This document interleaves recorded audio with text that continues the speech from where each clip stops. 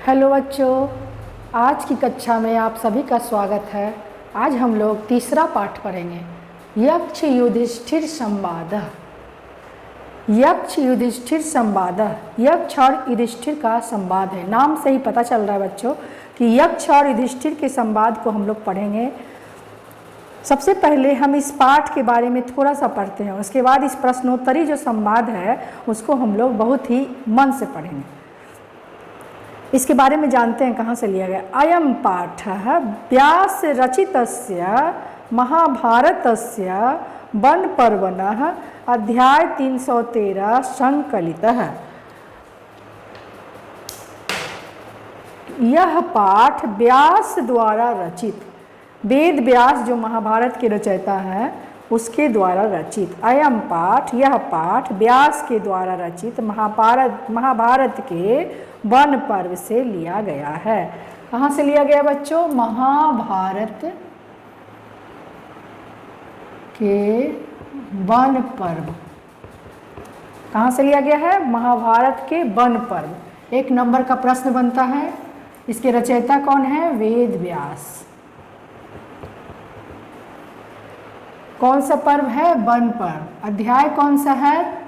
313। अध्याय कौन सा है? 313।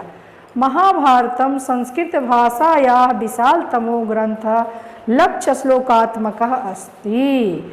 महाभारत जो है संस्कृत भाषा का विशाल ग्रंथ है। कैसा ग्रंथ है? विशालतम ग्रंथ है और लक्ष्य श्लोकात्मक का, इसका मतलब होता है 1,00,000 श्लोकों वाला। 1,00,000 श्लोकों वाला।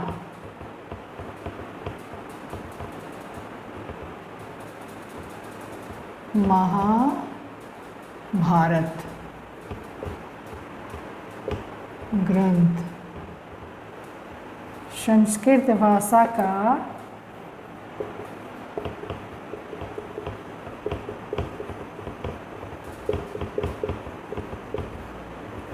विशालतम ग्रंथ है। अस्मिन् ग्रंथे 18 पर्वाणि सन्ति। इस ग्रंथ में 18 का मतलब होता है 18 पर्व हैं। कितने पर्व हैं? 18 पर्व है। सब 1 नंबर का क्वेश्चन है बच्चों।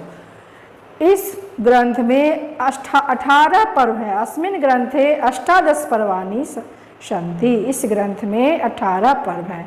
तेषु वन पर्व अन्यतमम। उनमें वन पर्व जो है अन्यतम मतलब बहुत ही महत्वपूर्ण रखता है, उसी से यह लिया गया है वन पर्व। तत्र पांडवा वने विचरन्ति। वहाँ कहाँ? वन पर्व में, यानी वन में पांडव जो है वनवास काल बिता रहे हैं, वन में विचर रहे हैं। कौन विचर रहे? पांडव। पांडव अर्थात युधिष्ठिर, नकुल, सहदेव, अर्जुन, भीम। एकदा ते एकम सरोवरम गता। एक बार वे एक सरोवर में गए। कहाँ गए? एक सरोवर गए, तालाब के पास गए। तस्य स्वामी यक्ष। उसका स्वामी, किसका? उस सरोवर का स्वामी यक्ष था। कौन था? यक्ष था। ये सरोवरात जलम पातुम इच्छन्ति तान स यक्षः प्रश्नान करोति। ये जो सरोवर है उसके जल पीने की इच्छा जो करता है उससे यक्ष जो है प्रश्न करता है। उत्तरम अदत्वा ये जलम पिबन्ति ते मूर्छिता पवन्ति। उत्तर दिए बिना, आदत्वा मतलब दिए बिना, उत्तर दिए बिना ये यानी जो जलम पिबन्ति जल पीते हैं, ते मूर्छिता पतन्ति वे मूर्छित होकर, पतन्ति मतलब गिर जाते हैं, वे मूर्छित होकर गिर जाते हैं। शैव गति भीमस्य अर्जुनस्य नकुलस्य सहदेवस्य च जाता। यह गति भीम की भी होती है, अर्जुन की भी होती है, नकुल की भी होती है और सहदेव की भी होती है, क्योंकि ये लोग यक्ष के प्रश्नों का उत्तर दिए बिना जल पीने का प्रयास करते हैं। जैसे ही पीते हैं वैसे ही मूर्छित होकर गिर जाते हैं। अंततः युधिष्ठिर तत्र गतः, अंत में युधिष्ठिर वहाँ आता है। स एव यक्ष प्रश्नानाम समुचितम उत्तरम ददाति, वह यक्ष के सभी प्रश्नों का उचित उत्तर देता है। प्रश्नोत्तरेषु नीति सदा चारश्च वर्णित, प्रश्न और उत्तर में जो नीति दिया गया है, नीति बताया गया है, वह सदाचार की नीति है, वर्णन सदाचार का वर्णन किया गया है। यह पाठ में प्रश्न और उत्तर है, यक्ष पूछते हैं और युधिष्ठिर जवाब देते हैं। वो जो बातें हैं, वो जो नीतिगत बातें हैं, वो सदाचार की बातें हैं। एक बार फिर से बच्चों इसके बारे में जानते हैं। यह पाठ व्यास द्वारा रचित महाभारत के वन पर्व से लिया गया है। अध्याय 313 से संकलित है। महाभारत संस्कृत भाषा का विशालतम ग्रंथ है, 1 लाख श्लोकों वाला है। इस ग्रंथ में 18 पर्व हैं। उन पर्वों में वन पर्व अन्यतम है। वहाँ पांडव वन में विचरण कर रहे हैं या वनवास में रह रहे हैं। एक बार वनवास के दौरान वे एक सरोवर के पास गए। उस सरोवर का स्वामी यक्ष था। जो सरोवर के जल को पीने की इच्छा करता है, उसे या उन्हें यक्ष के प्रश्नों का उत्तर देना पड़ता है। उत्तर दिए बिना जो जल पीते हैं वे मूर्छित होकर गिर जाते हैं। यह गति भीम की भी होती है, अर्जुन की भी होती है, नकुल की भी होती है और सहदेव की होती है। अंत में युधिष्ठिर वहां आते हैं और यक्ष के प्रश्नों का उचित उत्तर देते हैं। प्रश्न उत्तर के दौरान जो नीतिगत बातें दी गई है, वह सदाचार के बारे में वर्णन है। सदाचार का वर्णन किया गया, कैसा आचरण करना चाहिए। बहुत ही ज्ञानपूर्वक बातें हैं। इसको हम लोग श्लोक के माध्यम से लगभग नहीं 10 श्लोक हैं इस पाठ में। इस श्लोक 10 को हम लोग एक एक करके पढ़ेंगे बच्चों। पहले इसको नोट कर लीजिए, जो लिखे हैं इम्पोर्टेंट बात है। ये 1 नंबर के प्रश्न में आता है। मैं इसको मिटाऊंगी और एक एक श्लोक करके आपको बताऊंगी। पहला श्लोक है हमारा बच्चों, केन स्विदावृतो लोकः केन स्विन्न प्रकाशते केन त्यजति मित्राणि केन स्वर्गम न गच्छति। बहुत ही सुंदर श्लोक है। यक्ष प्रश्न करते हैं, यक्ष पूछते हैं। ये कौन बोल रहा है? यक्ष बोल रहा है। यक्ष प्रश्न करते हैं किससे? युधिष्ठिर से। केन स्विदावृतो, इसको हम तोड़ेंगे। केन स्वित जोर आवृतो, लोक मतलब संसार। यहां पर देखिए वही चीज हो जाएगा। केन स्वित जोर न, प्रकाशते मतलब प्रकाशित होता है, प्रकाशित होता है।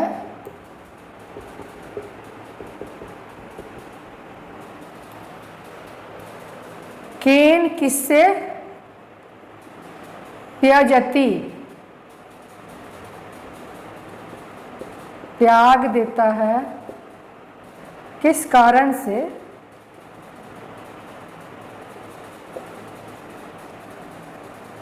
मित्राणि, मित्रों को। फिर हो गया केन यानी किस कारण से? स्वर्गम न गच्छति, स्वर्ग नहीं जाता है। अब तो एकदम स्पष्ट हो गया। क्वेश्चन कह रहा है कि यह संसार, लोकः, यह संसार केन किसके द्वारा आवृत है, अर्थात ढका हुआ है। आवृत का मतलब ढका हुआ। किसके द्वारा ढका हुआ है?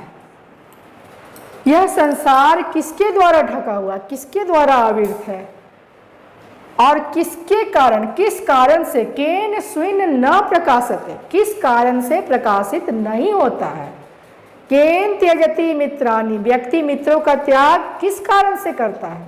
मित्राणि, मित्रों का त्याग किस कारण से करता है? केन स्वर्गम न गच्छति, और व्यक्ति जो है किस कारण से स्वर्ग नहीं जा पाता है। व्यक्ति किस कारण से स्वर्ग नहीं जा पाता। एकदम स्पष्ट है बच्चों। केन स्विदावृतो लोकः केन स्विन्न प्रकाशते केन त्यजति मित्राणि केन स्वर्गम न गच्छति। यह संसार किस चीज से ढका हुआ है, किस चीज से आवृत है और किस कारण से प्रकाशित नहीं होता है। व्यक्ति मित्रों का त्याग किस कारण से करता है और किस कारण से व्यक्ति स्वर्ग नहीं जा पाता। एकदम क्लियर है बच्चों, कोई दिक्कत नहीं है। यहाँ पर दो शब्द थे जिसका मैंने संधि विच्छेद कर दिया है, केन श्विदा बिरतो और केन श्विन। कड़े शब्द थे इसलिए संधि विच्छेद कर दिया है, इसको नोट कर लीजिए, ये समझ में आ ही गया है। अब इसका अर्थ मैं लिख देती हूँ, अर्थ मैं बता चुकी हूँ लेकिन लिख देती हूँ। इसका अर्थ है बच्चों, मैंने लिख दिया है, पढ़ा तो दिया ही था, फिर से बोल देती हूँ एक बार। यक्ष पूछते हैं, यक्ष ने पूछा यह संसार किस चीज से ढका हुआ है और किस कारण से प्रकाशित नहीं होता है। व्यक्ति मित्रों का त्याग किस कारण से करता है और किस कारण से स्वर्ग व्यक्ति नहीं जा पाता है। क्लियर है बच्चों, इसको नोट कर लो, याद कर लेना, मिटा देती हूँ। बच्चों दूसरा श्लोक हमारा है, बहुत ही सुंदर श्लोक है जिसमें युधिष्ठिर जवाब दे रहे हैं। कौन जवाब दे रहे हैं? युधिष्ठिर कहते हैं, क्या कहते हैं सुनो। अज्ञाने नावृतो लोकस तमसा न प्रकाशते लोभात त्यजति मित्राणि संगात स्वर्गम न गच्छति। क्या क्वेश्चन था याद है? यह संसार किस चीज से ढका हुआ है, उसका आंसर दे रहे हैं। लोक मतलब संसार किस चीज से ढका हुआ है? अज्ञान से ढका हुआ है। किस चीज से ढका हुआ है? अज्ञानेन आवृतो। इसको तोड़ेंगे तो क्या लिखाएगा? अज्ञानेन प्लस आवृतो। अज्ञान से ढका हुआ है। यह संसार किस चीज से ढका हुआ है? अज्ञान से ढका हुआ है। अज्ञानेन आवृतो, अज्ञान से ढका हुआ है। जिसके पास ज्ञान नहीं है, अज्ञान से ढका हुआ है। जिस ज्ञान रूपी प्रकाश को लोग जान जाता है तो संसार का जो ढका हुआ है वो आवरण हट जाता है। यह संसार अज्ञान से ढका हुआ है।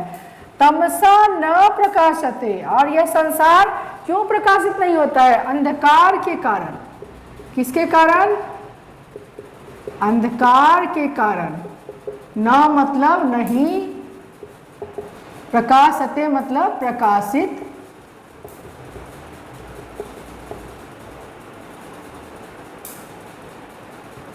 होता है, नहीं प्रकाशित होता है। किसके कारण? अंधकार के कारण। लोभात, लोभ से व्यक्ति मित्रों का त्याग क्यों करता है? लोभ के कारण, लोभ से मित्रों का व्यक्ति त्याग कर देता है। मित्रों का त्याग व्यक्ति लोभ से करता है।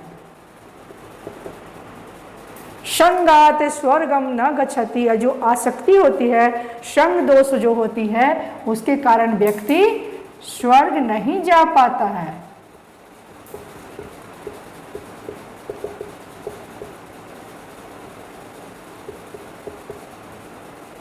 व्यक्ति मोह नहीं छोड़ता है। आसक्ति किसको कहते हैं? व्यक्ति मोह का त्याग नहीं कर पाता है।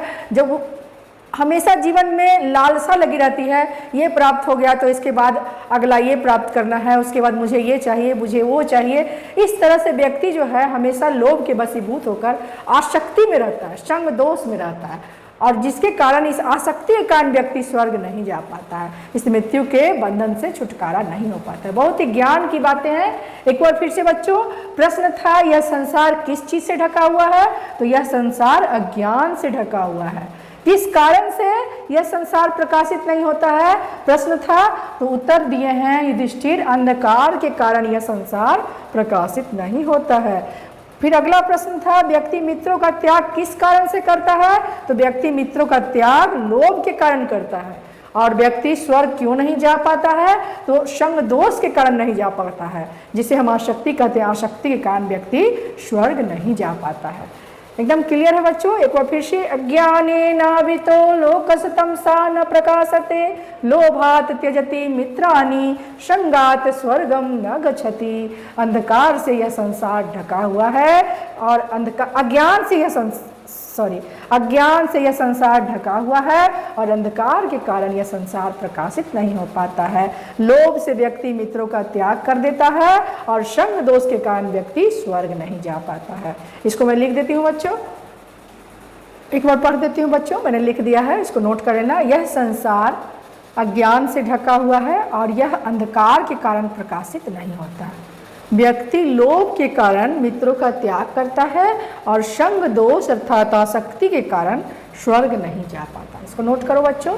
फिर हम लोग अगले श्लोक की तरफ बढ़ते हैं, तीसरे श्लोक की तरफ, जिसमें यक्ष का अगला प्रश्न होगा। ये पहला प्रश्न जो किया था श्लोक के माध्यम से, उसका उत्तर श्लोक के माध्यम से युधिष्ठिर दिए हैं। अब इसका अगला जो होगा वो प्रश्न होगा तीसरे श्लोक में।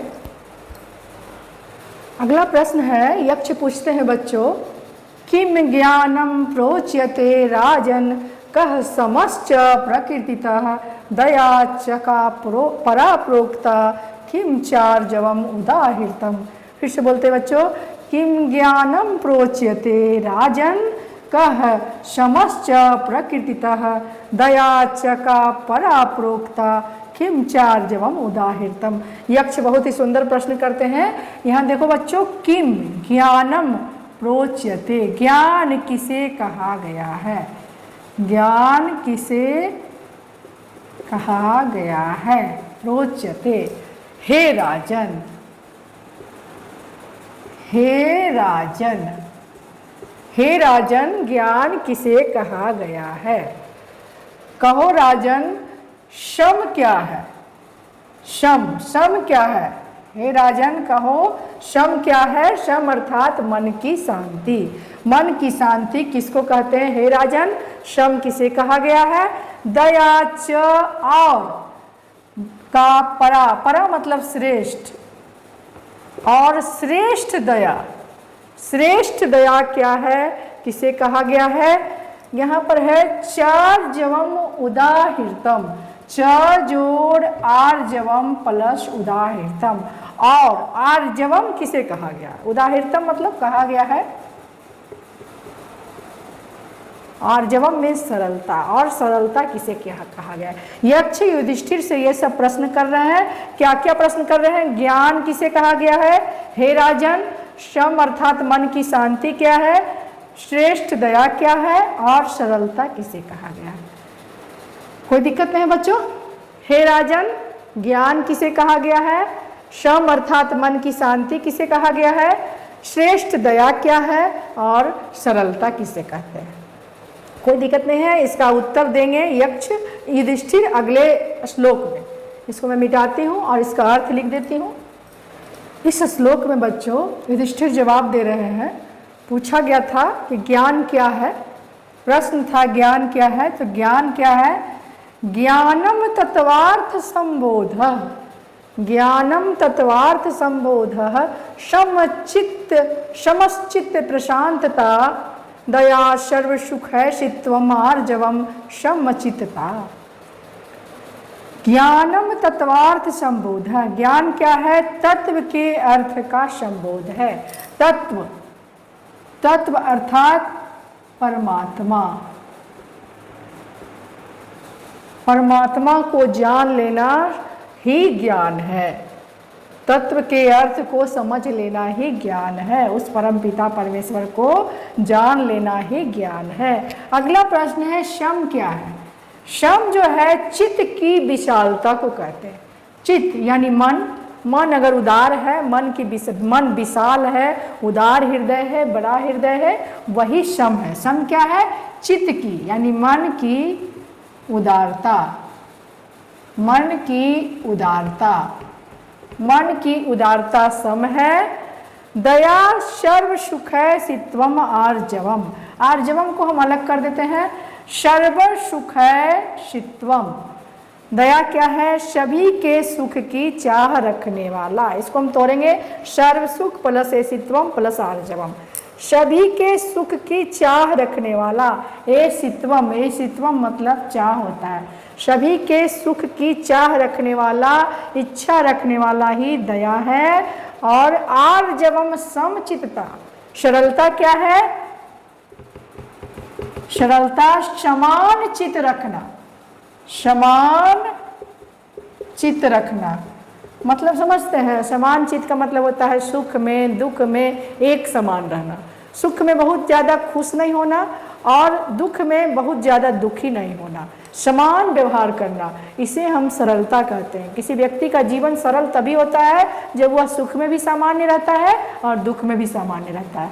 यही युधिष्ठिर का जवाब है जो हमारे जीवन में बहुत ही सद्गुण का निर्माण करेगा, सदाचार का निर्माण करेगा, अगर इसे हम जीवन में उतारेंगे। अगर हम इस बात को समझ पाएंगे, सबसे बड़ी बात है समचित्तता क्या है, समान रहना, सरलता रहना, सुख में और दुख में एक समान रहना ही समचित्तता है, सरलता है। आर्जवम, एक बार फिर से बोल देते हैं बच्चों, ज्ञानम तत्वार्थ संबोध समश्चित्त प्रशांतता दया सर्व सुख है शित्वम आर्जवम समचिंतता। ज्ञान परमात्मा का खोज ही ज्ञान है, परमात्मा को समझ लेना ही सबसे बड़ा ज्ञान है।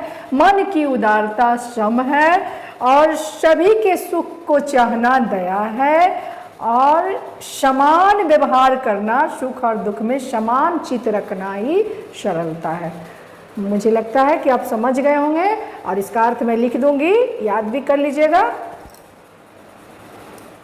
इसका अर्थ हुआ, लिख लो, परम अर्थ अर्थात परमात्मा का बोध होना ही ज्ञान है।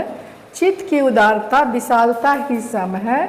सब के सुख को चाहना, सब यानी सभी के सुख को चाहना,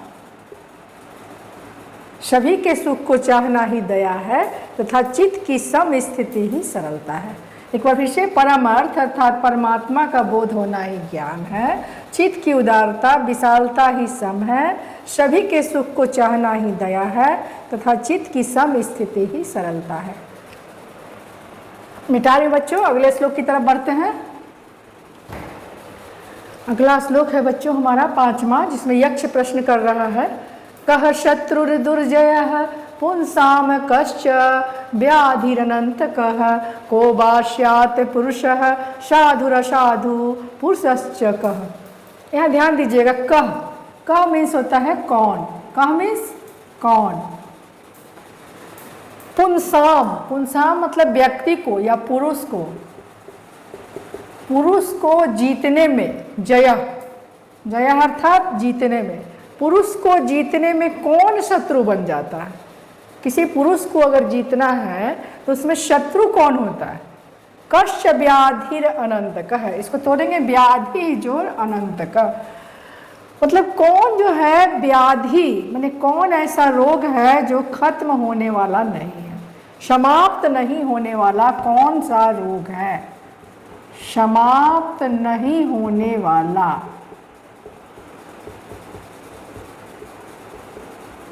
कौन सी व्याधि है, समाप्त नहीं होने वाला कौन सी व्याधि है। कहो को वश्यात पुरुष साधु, कौन सा पुरुष साधु है, साधु कौन है, साधु कौन है। साधु मतलब सज्जन, सज्जन व्यक्ति को साधु कहते हैं, और असाधु मतलब असज्जन, असज्जन पुरुष कौन है।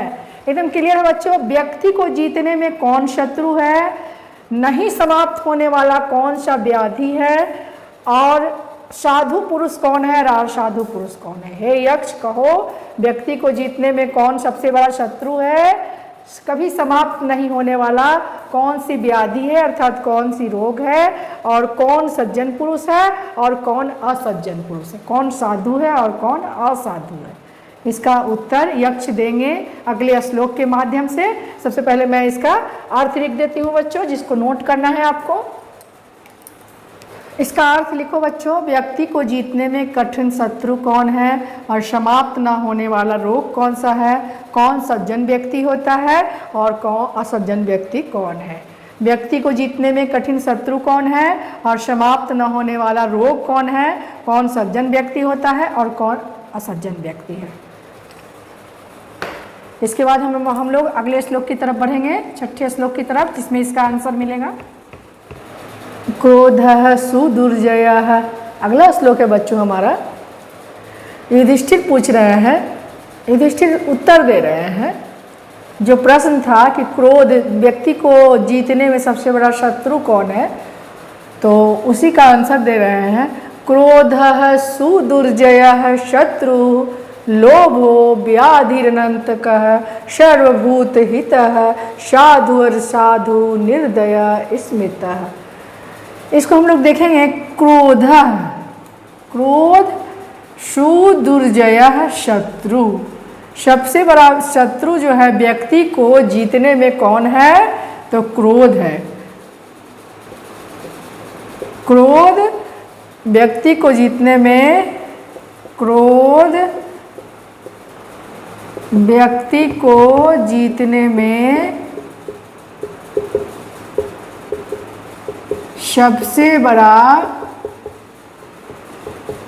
शत्रु है। लोभो व्याधि अनंतकः, कभी समाप्त न होने वाली रोग, कभी समाप्त न होने वाला रोग सबसे बड़ा क्या है, लोभ है। लोभ कभी समाप्त नहीं होने वाला रोग है। अब बोल रहा है साधु कौन है, सर्वभूत हितः, भूत मतलब प्राणी, पहले भी बताया, सभी प्राणियों के हित को ध्यान में रखने वाला, हित चाहने वाला साधु है। सभी प्राणियों के हित को चाहने वाला साधु अर्थात सज्जन है। और असाधु कौन है, यहाँ पर तोड़ेंगे साधु और असाधु। असाधु यानी असज्जन पुरुष कौन है, किसे कहा गया, स्मृता मतलब कहा गया है, स्मृता मतलब कहा गया है। निर्दय, जिसके पास दया नाम की चीज नहीं है, जिसके पास दया नहीं है, वह पुरुष असाधु है अर्थात असज्जन है।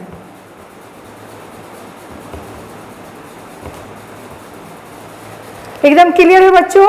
क्रोध व्यक्ति को जीतने में सबसे बड़ा शत्रु है। लोभ कभी समाप्त न होने वाला रोग है। सभी प्राणियों के हित को चाहने वाला सज्जन पुरुष होता है, और जिसके पास दया नहीं है वह असज्जन पुरुष होता है। एकदम क्लियर है, अर्थ भी मैंने साथ साथ लिख दिया है। अब हम लोग अगले श्लोक की तरफ बढ़ेंगे, जिसमें यक्ष अगला सवाल करेगा। यक्ष पूछता है बच्चों, अगला प्रश्न है, युधिष्ठिर से पूछता है, हे युधिष्ठिर बताओ, किम स्थैर्यम ऋषिभिः प्रोक्तम किम च धैर्यम उदाहृतम स्नानम च किम परम प्रोक्तम दानम च किम होच्यते। किम स्थैर्यम ऋषिभिः, इसको तोड़ेंगे, ऋषियों के द्वारा स्थिरता किसे कहा गया है। अर्थ भी मैं लिखते जाती हूँ। ऋषियों के द्वारा स्थिरता, स्थैर्यम, स्थैर्यम मतलब स्थिरता, स्थिरता किसे कहा गया है। प्रोक्तम मतलब कहा गया है। ऋषियों के द्वारा स्थिरता किसे कहा गया है, और धैर्य किसे कहा गया है। और धैर्यम उदाहृतम प्रोक्च किम च धैर्यम उदाहृतम। उदाहृतम मतलब भी होता है कहा गया है। धैर्य किसे कहा गया है, और धैर्य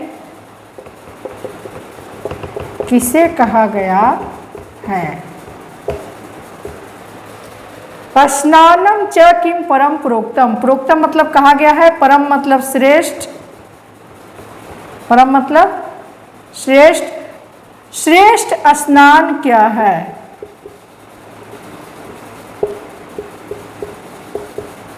श्रेष्ठ स्नान किसे कहा गया है?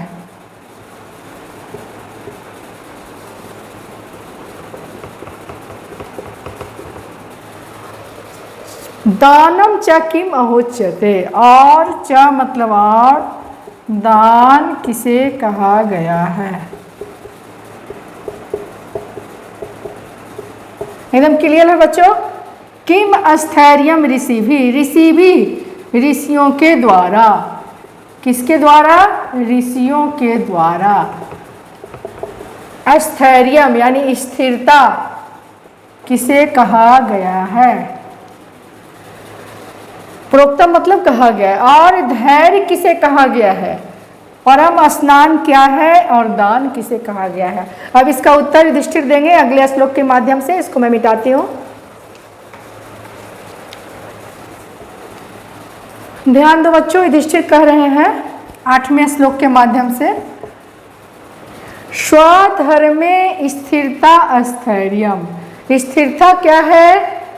अपने धर्म में स्थिर रहना। पहले श्लोक को पढ़ देते हैं। स्वधर्मे स्थिरता स्थैर्यम धैर्यम इंद्रिये निग्रह स्नानम मनोमल त्यागो दानम वैभूत रक्षणम। बहुत ही सुंदर श्लोक है, बहुत ही सुंदर जवाब है। अस्थिरता क्या है? प्रश्न क्या था? स्थिरता क्या है? स्वधर्मे स्थिरता, अपने धर्म में स्थिर रहना। स्थिरता क्या है बच्चों? अपने धर्म में स्थिर रहना, स्थिरता है। समझते हैं अपने धर्म में स्थिर रहना। मान लीजिए आप विद्यार्थी हैं तो आपको अपने पढ़ाई के धर्म में स्थिर रहना है। जब तक विद्यार्थी धर्म आपका पूरा नहीं होता है तब तक आपको अपने पढ़ाई में लगे रहना। इसी प्रकार पिता का धर्म होता है, वो अपने धर्म में स्थिर रहते हैं। ऋषि का धर्म होता है, गुरु का धर्म होता है बच्चों को ज्ञान देना, वे अपने धर्म में स्थिर रहते हैं। तो अपने धर्म में स्थिर रहना ही स्थिरता है। अगला क्वेश्चन है इंद्रिय निग्रह, धैर्य क्या है? अगला प्रश्न है धैर्य क्या है? इंद्रिय निग्रह धैर्यम, इंद्रियों का निग्रह, इंद्रियों पर बंधन करना, इंद्रियों पर जो है निग्रह रखना ही धैर्य है। इंद्रियों को अपने बस में रखना ही धैर्य है। धैर्य किसे कहा गया है? इंद्रियों पर निग्रह करना, इंद्रियों को अपने बस में रखना ही धैर्य है। इंद्रियों पर, इंद्रियों को अपने वश में रखना अर्थात निग्रह धैर्य है। स्नानम मनोमन मल त्यागो, मल मतलब गंदगी होता है, मनो मतलब मन, मन का मल, मन का गंदगी यानी मन का मल। स्नान क्या है? तो मन की गंदगी को त्याग करना ही स्नान है। मन की गंदगी, मन की गंदगी का त्याग ही स्नान है।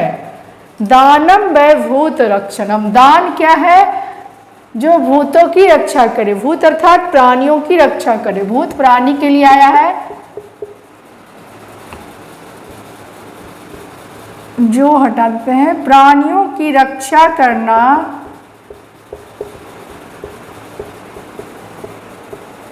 प्राणियों की रक्षा सबसे बड़ा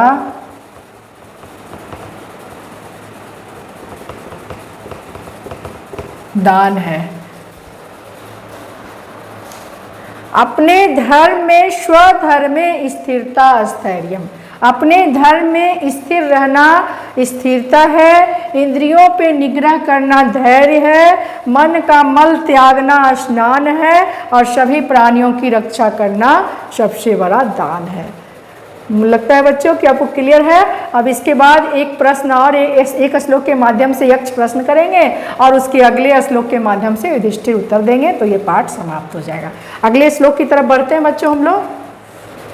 अगला श्लोक है हमारा बच्चों, कह पंडित पुमान गेयो नास्तिक कश्च उच्यते को मूर्ख कश्च काम स्यात् को मत्सर इति स्मृतः। फिर से बोलते हैं बच्चों, कह पंडितः पुमान ज्ञेयो नास्तिकः कश्च उच्यते को मूर्खः कश्च कामः स्यात् को मत्सर इति स्मृतः। कह मतलब कौन पंडित है, पुमान ज्ञेयो पुरुषों के द्वारा पंडित किसे कहा गया है। यहाँ लिखते भी जाते हैं पुमान, पुमान का मतलब पुरुष, पुरुषों के द्वारा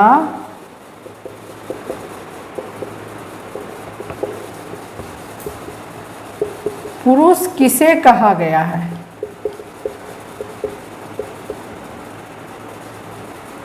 और नास्तिक, नास्तिका कश्च उच्यते, और नास्तिक किसे कहा गया है।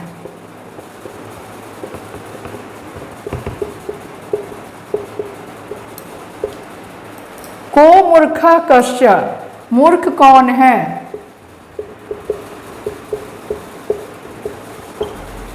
कामः स्यात्, काम क्या है।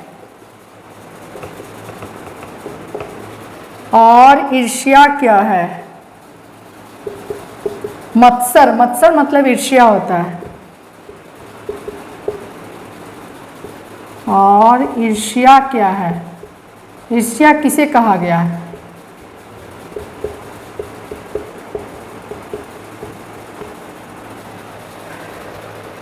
एक बार फिर से देखो बच्चों, का पंडिता पुमान ज्ञेयो, पुरुषों के द्वारा पंडित किसे जाना गया है, किसे कहा गया है, किसे जाना जाता है। नास्तिक किसे कहा गया है, मूर्ख कौन है, काम क्या है और ईर्ष्या क्या है। इसका उत्तर अगले श्लोक में युधिष्ठिर देंगे। जितने भी प्रश्न हैं सभी का उत्तर, यह अंतिम प्रश्न है श्लोक के माध्यम से, इसका उत्तर अगले श्लोक में देंगे। आप ये अर्थ में लिख दी हूँ, इसको नोट कीजिए। पुरुषों के द्वारा पंडित किसे कहा गया है। यहाँ गलती हुई थी लिखने में, पंडित किसे कहा गया है और नास्तिक किसे कहा गया है, मूर्ख कौन है, काम क्या है और ईर्ष्या किसे कहा गया है। इसका उत्तर हम लोग अगले श्लोक में जानते हैं युधिष्ठिर के द्वारा, जो अंतिम श्लोक है। बच्चों हमारा अंतिम श्लोक है जिसमें युधिष्ठिर जवाब देते हैं। पूछा गया था पिछले प्रश्न में, पंडित कौन है, नास्तिक कौन है, काम क्या है और ईर्ष्या क्या है। तो युधिष्ठिर जवाब देते हैं श्लोक के माध्यम से। सबसे पहले हम लोग श्लोक जानते हैं। धर्मज्ञः पंडितो ज्ञेयो नास्तिको मूर्ख उच्यते काम संसारे हेतुश्च हितापो मत्सरः स्मृतः। धर्मज्ञ, धर्मज्ञ मतलब क्या होता है, धर्म को जानने वाला, धर्म को जानने वाला। पंडितो यानी पंडित, ज्ञेयो यानी जाना जाता है। मूर्ख को नास्तिक कहा गया है।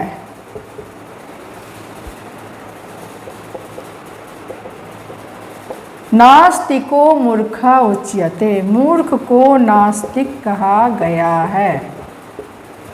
काम संसार हेतुश्च, काम संसार का हेतु है, काम संसार का कारण है, काम संसार का कारण है। और हृदय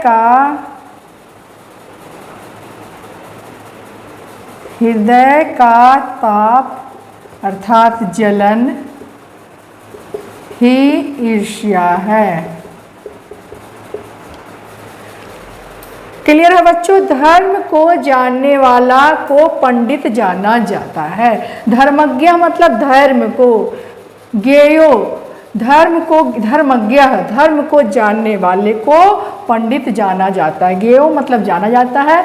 नास्तिको मूर्ख उच्यते, मूर्ख को नास्तिक कहा गया है। काम संसार का कारण है। काम मतलब समझते हैं, ये हम लोग जो काम करते हैं वो काम नहीं, संसार जो चलता है इसको हम लोग स्त्री और पुरुष के शारीरिक संबंध जो बनते हैं उससे जो संतान की उत्पत्ति होती है उस भाव को काम कहा जाता है। जो स्त्री और पुरुष के बीच शारीरिक संबंध बनते हैं और मन में जो काम की भावना होती है उसे ही काम कहा जाता है। और इस काम के कारण ही संसार है। अगर ये काम नहीं होगा तो संसार में संतान उत्पत्ति नहीं होगी। इसलिए काम बहुत ही महत्वपूर्ण शब्द है, जिसको हम संसार के और कामों से भिन्न अर्थ को समझना होगा, जानना होगा। साहित्यिक भाषा में इस शब्द को काम कहते हैं। तो काम संसार का कारण है और हृदय का ताप, हृदय का जलन ही ईर्ष्या है। बहुत ही सुंदर प्रश्नों का उत्तर, प्रश्न भी सुंदर है और उत्तर भी सुंदर है, जिससे संसार में युधिष्ठिर के दिए गए उत्तर से संसार में ज्ञान का संचार होता है। व्यक्ति बहुत ही अच्छे ज्ञान को प्राप्त करता है। उनके इस सदाचार वाले गुण हैं जिसको लोग ग्रहण करता है जीवन में, और जीवन में उन्नति को प्राप्त करता है, जीवन में ज्ञान को प्राप्त करता है। इस तरह से यक्ष युधिष्ठिर संवाद जो है समाप्त होते हैं। बहुत ही अच्छा पाठ था बच्चों। इस पाठ को आप ध्यान रखोगे। कहाँ से लिया गया था? महाभारत के वन पर्व से लिया गया था। कब की घटना है? जब पांडव वनवास के क्रम में एक सरोवर के पास जाते हैं और उस जल को पीने की इच्छा करते हैं, लेकिन उस सरोवर के जल की पीने की एक नियम थी। जो यक्ष के प्रश्नों का जवाब देगा वह जल पिएगा, नहीं तो मूर्छित होकर गिर जाएगा। उसी क्रम में ये 5 प्रश्न और 5 श्लोक के माध्यम से प्रश्न है और 5 श्लोक के माध्यम से उत्तर है। तो ये अध्याय हमारा समाप्त होता है। इसके अगले प्रश्न उत्तर के इस प्रश्न मतलब इस पाठ के प्रश्नोत्तरी में हमारा अगला भेंट होगा बच्चों। धन्यवाद।